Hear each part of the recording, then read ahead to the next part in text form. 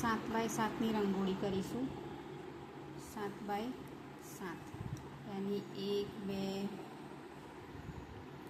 3 4 5 6 ને 7 એવા ઊભા બી કે 1 2 3 4 5 6 ને 7. ચારે ખૂણા પહેલાં દોરી દેવાના. કેવી રીતે? તો આ 1 2 1 2, પછી આ વચ્ચેનું બિંદુ છોડી દેવાનું ને પછી 1 2 1 2, પછી ક્રોસ 1 2 1 2. બરાબર? એવી રીતે આ ખૂણો 1 2 1 2, પછી 1 2 1 2 એન્ડ 1 2. એવી રીતે આ ખૂણો કોર્નર પહેલાં લઈ લેવાના 1 2 1 2 બી, પછી આ વચ્ચેનું સ્ટોપ છોડે એટલે 1 2 1 2 1 2 1 2, યાની 2 2 ડોટ જોઈન્ટ કરવાના, કોઈ 3 નહીં. પછી આને આ ખૂણો 1 2 1 2, આ 1 2 એન્ડ 1 2. હવે 4 ખૂણા દોરાઈ જાય ને એટલે પછી આ વચ્ચેનું કવર કરવાનું. કેવી રીતે? આ સેન્ટર બિંદુ છે ને એને આને આમ કરી દેવાનું, પછી આ સેન્ટર બિંદુને જોઈન્ટ અહીં કરવાનું, પછી આને અહીં જોઈન્ટ કરવાનું, આને અહીં જોઈન્ટ કરવાનું. એટલે આ થઈ ગયું. હવે આપણે વચ્ચેની જે ખાલી જગ્યા છે ને આ વચ્ચેની ખાલી જગ્યા એ પૂરવાની. તો આ જે સેન્ટર આમ જોઈન્ટ કર્યું ને હવે પાછું આ બિંદુ છોડી અને આ 1 2 એન્ડ 1 2 અને આ 1 2 એન્ડ આ 1 2. એવી રીતે આ બિંદુ છોડી આ 1 2 એન્ડ આ 1 2, આ 1 2 એન્ડ આ 1 2 ઇધર દેખે. અહીંથી શરૂ કરીએ તો આ 1 2 1 2 થયું. અહીંથી શરૂ કરીએ 1 2 એન્ડ 1 2. જેટલા કોલમ હોય ને એટલી ડિઝાઇન કરવાનો ટાઈમ મળે, કલર પૂરવાની ઓપ્શન મળે. 1 2 એન્ડ 1 2. બરાબર?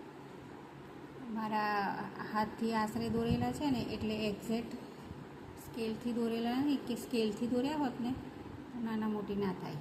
થયા આટલા. જો 4 ખૂણા પહેલાં દોર્યા, પછી વચ્ચે ક્રોસ થઈ ગયું. ક્રોસ થઈ ગયું એટલે ફરી આ વચ્ચેના 4 ખૂણા આપણે કવર કર્યા, એ થઈ ગયા. એટલે અહીં બી ખૂણા પડ્યા, અહીં બી ખૂણા પડ્યા. હવે આ જગ્યા બાકી રહી અને અંદર બી તમારે કંઈ કરવું છે તો આ ડોટને અગર વધારે કલર પૂરવા છે તો આ ડોટને આ ડોટ સાથે, આ ડોટને આ ડોટ સાથે, આ ડોટને આ ડોટ સાથે, આ ડોટને આ ડોટ સાથે એક્સ્ટ્રા કલર મળે. મેઇન અને બાકી રાખવાનો. બરાબર છે? એવી રીતે પછી આપણે આ જે ખૂણો કર્યો ને ચોરસનો, એવા બાકીના 3 ખૂણા કરવા હોય તો કરવાના.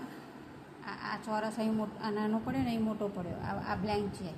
પણ આપણે અહીંયા આવો કરવો હોય, જો કે આ વધારે સારા લાગે છે, પણ આવો કરવો હોય પછી એને આમ જોઈન્ટ કરો, આમ જોઈન્ટ કરો, આમ જોઈન્ટ કરો.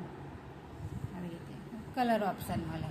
પણ આ મોટા હોય છે ને તો કલર પૂરવામાં સારા લાગે છે.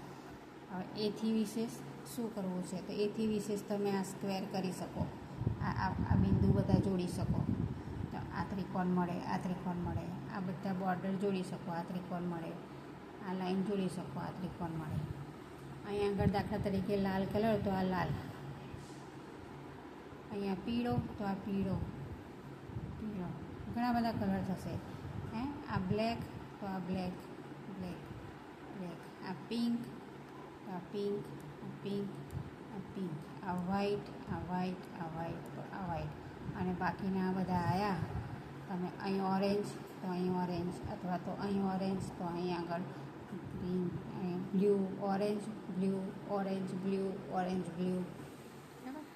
તો આ 7x7ની ડિઝાઇન. પહેલાં આપણે આ ટપકા જોઈન્ટ કરવાના.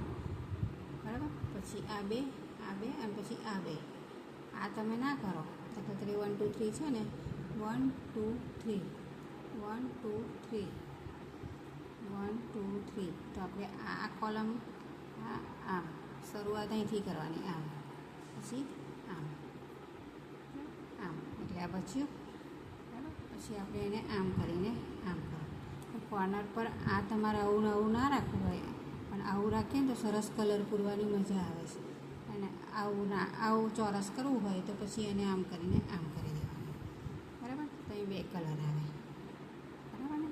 તો આ આપણી 7 બાય 7ની રંગોળી. આપણે એને પથ્થર પર બી જોઈશું કેવી બને છે, બરાબર.